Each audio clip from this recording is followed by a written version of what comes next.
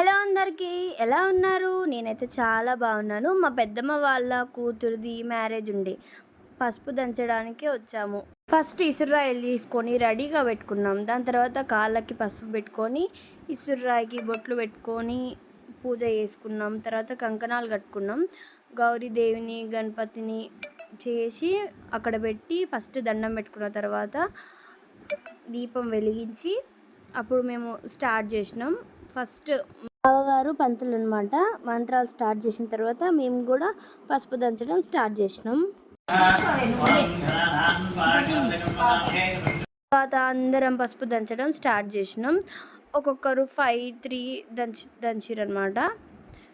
Next ఏం చేస్తారనేది చెప్తాను. సో ప్లీజ్ సబ్స్క్రైబ్ చేసుకొని మ్యారేజ్ సిరీస్ని చూడండి. Bye friends.